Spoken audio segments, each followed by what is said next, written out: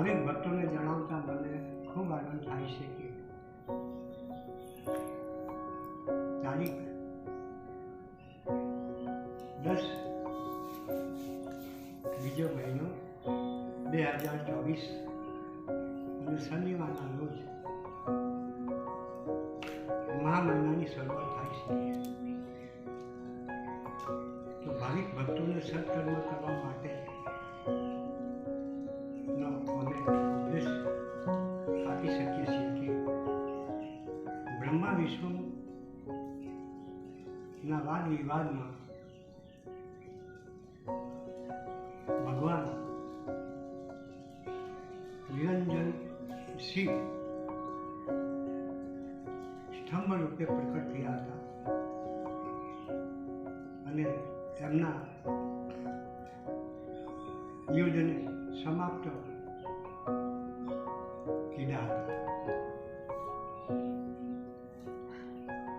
જ્યારે બ્રહ્મા અને એવું થયું હતું કે હું આ જગતનો કરતા, હું પરમાત્મા છું, હું પિતા છું, આ વિશે બ્રહ્મા સાથે ખોટા વાદ વિવાદ કરવાથી બહુ મોટો ભયંકર યુદ્ધ થયું. એ યુદ્ધ કરતા કરતા અનેકો સેનાઓ સામાસામી ઘાયલ થયા હતા. ધરતી ખળભળે ઉઠી હતી. પર્વતો મતલબમાં ઉકળવા લાગ્યા. દેવી દેવતાઓ નાશ પામ્યા. આથી દેવતાઓ કલાલ ભવન પર જઈ ભગવાન શિવને આદેશ કર્યો, પ્રભુ તમે અમારા ઉપર કઈ કૃપા કરો અને બ્રહ્મા વિષ્ણુને સતત તો તમે આ વિશે કઈ કૃપા કરો કે જેથી યુદ્ધ શાંત થઈ જાય. આથી ભગવાન શિવ પોતે આ યુદ્ધનો આરંભ જોવા માટે આવી રહ્યા છે. ત્યારે ભગવાન જોઈને વિચાર કરવા લાગ્યા છે, બહુ ભયંકર યુદ્ધ થઈ ગયું છે અને બ્રહ્માના ખોટા વિવાદથી આ યુદ્ધ થાય છે, માટે પ્રકટ થવું એટલે ભગવાન શિવ નિષ્કલ રૂપે અગ્નિસ્તંભ પ્રકટ કરી ત્યાં પંચમસ્તક પીઠમાં ભગવાન શિવ પ્રકટ તે ઘડી પર બ્રહ્મા અને વિષ્ણુ યુદ્ધ સમાપ્ત થયા છે. પછી બ્રહ્મા અને વિષ્ણુ કહેવા લાગ્યા કે હે બ્રહ્મા, આ વિસ્તંભ રૂપે કોણ પ્રકટ છે? તમે કહેતા હતા કે હું આ જગતનો કરતા છું અને હું પરમાત્મા છું, તો આ કોણ છે? આથી બ્રહ્માનો શરીરમાં જે ખોટો ભાવ હતો, અહંભાવ, અને નાશ થઈ ગયો. ત્યારે દેવ આ અગ્નિસ્તંભને પત્તો મેળવવા માટે ભગવાન વિષ્ણુ ઘોડાના સ્વરૂપે પાતાળમાં જાય છે અને બ્રહ્મા હંસના સ્વરૂપે ઉપરના છેડામાં તપાસ કરવા માટે જાય છે. આથી તપાસ કરતા કરતા 100 વર્ષો વીતી ગયા પણ અગ્નિસ્તંભ પત્તો મળતો નથી. ત્યારે ભગવાન મસ્તક ઉપરથી કેવડાનું ફૂલ ઉપર ફેંક્યું છે. ઘોડાના સ્વરૂપે વિષ્ણુ ભગવાન નીચેના છેડા પરથી આવીને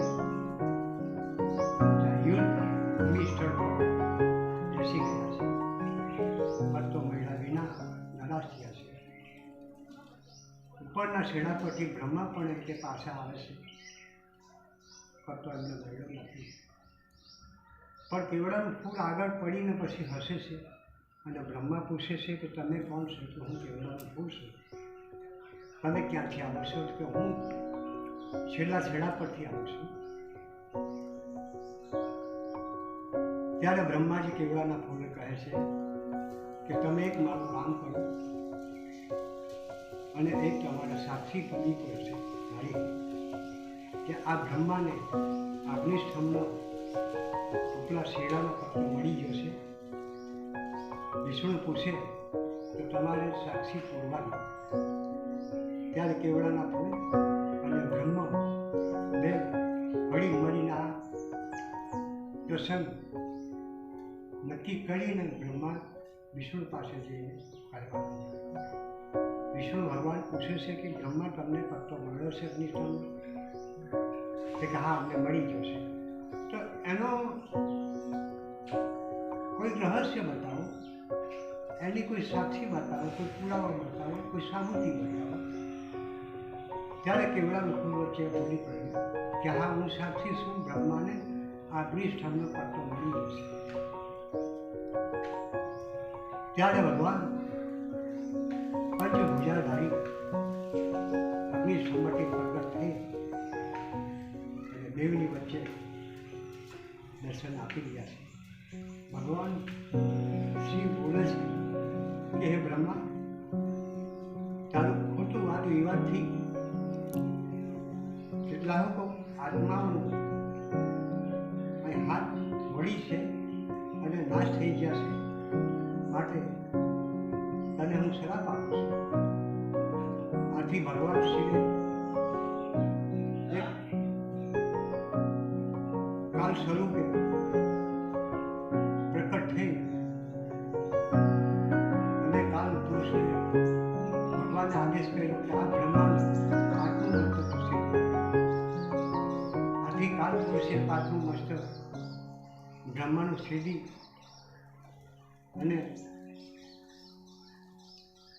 પછી કાલ ભેળા પૂછે છે કે પ્રભુ, હજુ પણ અમારે જે કંઈ આદેશ હોય તે કહો, અમારે શું બીજું કામ કરવું?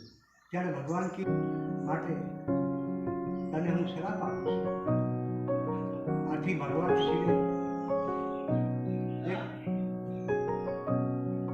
કાલ સ્વરૂપે પ્રકટ થઈ અને કાલ પુરુષને ભગવાને આદેશ કર્યો કે આ બ્રહ્માંડ આટલું મસ્તક છે. આથી કાલ પુરુષે પાછું મસ્તક બ્રહ્માનું સીધી અને પછી કાલ ભેળા પૂછે છે કે પ્રભુ, હજુ પણ અમારે જે કંઈ આદેશ હોય તે કહો, અમારે શું બીજું કામ કરવું? ત્યારે ભગવાન કીધું કે એનું મસ્તક છેદી નાખ, કાપી નાખ. એ સમયે વિષ્ણુ ભગવાન ઊભા થઈને ભગવાન આગળ નમી પડ્યા છે. પ્રભુ, આગળ કળિયુગ આવે છે, બ્રહ્મા વિના કંઈ ચાલી શકશે નહીં. માટે તમે આવું કામ ના કરશો કે બ્રહ્માને મારી શકશો. ત્યારે બ્રહ્મા એમ કે ગડગડ રડવા લાગ્યા કે હે જગદીશ્વર, હું ના સમજ્યો, હું અજ્ઞાન તરીકે મેં જે કર્તવ્ય કર્યું છે અને મેં જે અવિવાદ ઊભું કર્યું છે ખોટું છે. માટે મારો પરિવાર જીવી ખાય એ રીતે હું તમારી પાસે દયા ભાવથી હું ક્ષમા માગું છું. મારા કરેલા કર્મને માફ કરી દે પ્રભુ. ત્યારે વિષ્ણુના કહેવા ઉપર ભગવાન શિવે આદેશ આપ્યો, મને કહ્યું તમે ક્ષમા આપો, હું જીવ ખાવું હથિયાર બનાવું. ત્યારે ભગવાન શિવ એમને ઉપદેશ આપ્યો છે કે જા, હું દયા રાખું છું તારી, ને દયા થકી તને જીવવા માટેના ઉપદેશ આપું છું. ઘરનું પ્રાણ પ્રતિષ્ઠા તારાથી થશે, મંદિરની પ્રાણ પ્રતિષ્ઠા થશે, મૂર્તિની પ્રાણ પ્રતિષ્ઠા થશે, નામકરણ તારાથી પડશે. તેમાં જ અંદર જે યજ્ઞ હવન હોમ તારાથી થશે. માટે આ વિષયનો તું એક ગુરુ તરીકે ગણાશે. તારા વિના યજ્ઞ હવન હોમ લગ્ન પ્રસંગ કામ કર્મ નામ માત્ર કશું કંઈ તારાથી થશે. તારા વિના પાઠ થશે નહીં. માટે હું તમને જે કંઈક આ ઉપદેશ આપું એનાથી તું તારું જીવન કરવા છે. પણ એટલું કે જગતમાં તારી કોઈ કિંમત રહેશે ના. જગતને તારા ચરણમાં કોઈ તને ગમશે ના. અને કેવડાના ફૂલને સરાપાય પ્રકારથી તારે મારા મંદિરમાં તારો વાસ નહીં. અને વિષ્ણુના આપ્યું કે જે મારી જે કીર્તિ ત્રણ લોકમાં થાય છે એવી તારી કીર્તિ થશે. માટે કરીને આજનો દિવસ મહાબળ દિવસ પ્રગટ થયો છું અને એક કલા સહિત હું અહીં તમારું સમાધાન કર્યું છે. માટે કરીને આ એક અણુ માત્ર જેટલું શિવલિંગ રહેલું છે. આથી તમે એની સેવા પ્રેમ ભાવથી કરી શકો. અને આ જગતની અંદર આજથી મહાવડ 13ની શિવરાત્રિ પ્રસિદ્ધ આખા બ્રહ્માંડમાં પ્રખ્યાત થશે. અને મહાશિવરાત્રિની ઉત્પત્તિ આજથી ગણી શકાશે. બ્રહ્મા અને વિષ્ણુએ સારી રીતના પાઠ પૂજા કરી અને ભગવાનની સેવા કરી અને આદેશ ભગવાન આપે છે કે આજના દિવસની અંદર જે કોઈ અન્ન નિરાહારી રહીને જે કોઈ મતલબમાં કરશે મહાશિવરાત્રિ તે અવશ્ય જે કંઈ ધારણા હશે, જે કંઈ મનોકામના હશે એ પૂર્ણ થશે અને એ પરિપૂર્ણ પાઠ થશે. સર્વે એમની કામનાઓ પાઠ થશે. જે કંઈ મનની ઈચ્છા હશે એ પરિપૂર્ણ થશે. માટે મહા મહિનાની અંદર બને તેટલા મારા કોઈક મતલબમાં દિવસોની અંદર ઉપવાસ કરી શકે અથવા અંદર મારા શિવલિંગને બીલીપત્ર ચડાવી શકે, પુષ્પ ચડાવી શકે, નૈવેદ્ય ચડાવી શકે, કંઈ બી ફૂલ ફરાળ ચડાવી શકે, આગ ધંટોડો ગમે તે બીલીપત્રથી મારી સેવા કરશે ભાવથી તેના સર્વે કામને હું સંપૂર્ણ રાખીશ. અને મારા શિવલિંગની ઉપર દૂધ ધારા જળ ધારાઓ ભાવથી લેશે તો એના ઘર કુટુંબના સહિત બાલ બચ્ચા પરિવારો નદીના કિનારા પર જે ઘાસ લીલા મળે એવી રીતના એના ઘરના અંદર તમામ લોકો સુખી આનંદમાં રહે એ હું મારો ઉદ્દેશ આપું છું. અને એમ ગણવા જાય તો મહાશિવરાત્રિના ઉપવાસ 24 કલાકના રહી અને મારા શિવલિંગની સેવા જે કરશે તે અવશ્ય કે મુક્તિધામ પામશે. અને આ જન્મની અંદર એમ ગણવા જાય તો એના જે કરેલા ગત પૂર્વજન્મના પાપનું નિવારણ થશે અને મોક્ષ ધામે પહોંચશે.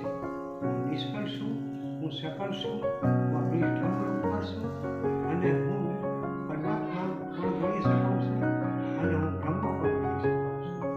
માટે આજનો દિવસ મહાશિવરાત્રિનો પ્રસિદ્ધ થાય છે. જગતની અંદર સર્વે ભાઈ બહેનો ભાવિક ભક્તો જે કોઈ મહા મહિનાની અંદર સારી રીતના મારા ગુણગાન ભાવ ભક્તિ કરશે તો અવશ્ય પાઠ થઈ જશે. પરમ પૂજ્ય 10 નામી સનાગીરી મહારાજ, સદગુરુ શિવગીરી મહારાજ, તાલુકા અંકલેશ્વર, જિલ્લા ભરૂચ, મુકામ પોસ્ટ આંબોલી, ઠેકાણું પંચ મહાદેવ મંદિર, ફોન નંબર 9662298482, ભારત દેશ રાજ્ય